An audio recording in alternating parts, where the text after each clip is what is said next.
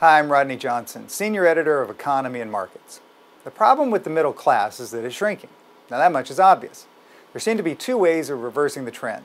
The government can either raise taxes on high-income earners and give the money away in the form of tax credits and deductions to others, or government can lower taxes on businesses so that companies have higher profits and can afford to pay their employees more.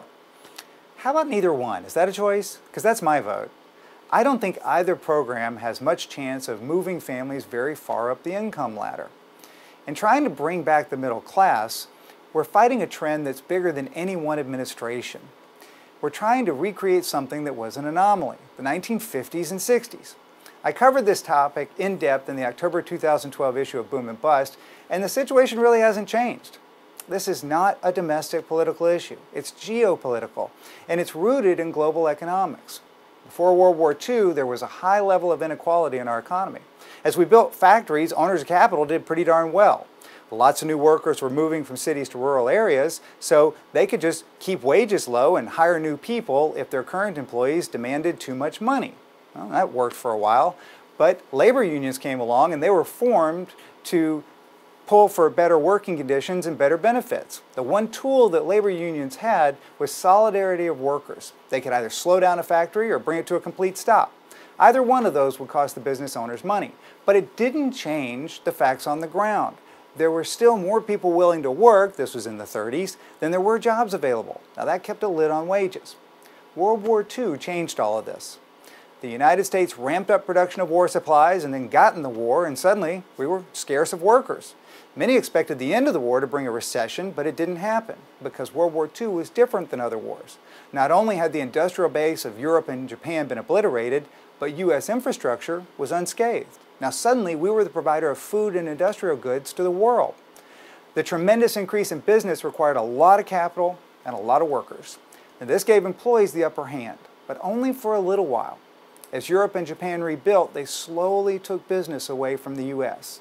By the 1970s, Europe was back online and Japan had become a producer of low-cost goods. At the same time, the boomers hit the workforce. That added more potential employees to the economy. The combination of adding workers and losing business to overseas markets started the downtrend in wages in the U.S. from what had been a very exceptional period for workers. The issue of rising inequality wasn't about too little or too much taxation. Raising taxes will simply drive those people who can afford it further down the rabbit hole of misallocating their money as they look for more loopholes. Lowering taxes will provide more income to owners of capital, but there really isn't a lot of proof that that leads to higher earnings for workers. To change the situation, we have to change the supply and demand for employees. Now we can make more goods and provide more services here, which of course would lead to more work, or we can shrink the number of people available for work. Even better, we can do both. Only that's easier said than done.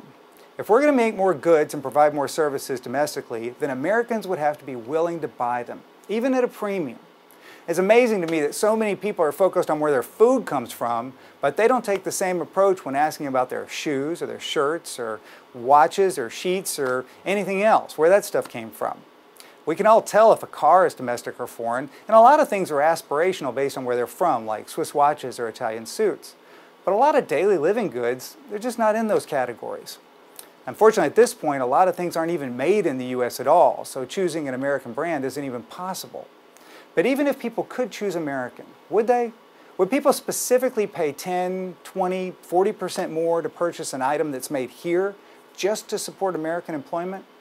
The extra cost comes right out of your budget. It means that you have less to spend on other stuff. You have less to save for education or retirement. Sounds like a hard sell. As for changing the supply of workers, that's already kind of happening. The baby boomers are aging out of the economy, which is a good thing. Now it's true that they're more likely to work past age 65 than previous generations, but most of them are still retiring at the normal age. As this large group exits the workforce, there will be more opportunities and hopefully more income for younger workers. Unfortunately, the change in our workforce is going to take probably another 10 years to work itself through. For now, our best option is buy American. Not 100%, not even close, but more than we do today. And encourage our friends and family and colleagues to do the same thing. This would be the quickest way to provide greater opportunities for workers and bypass the inefficient involvement of the government. Thank you.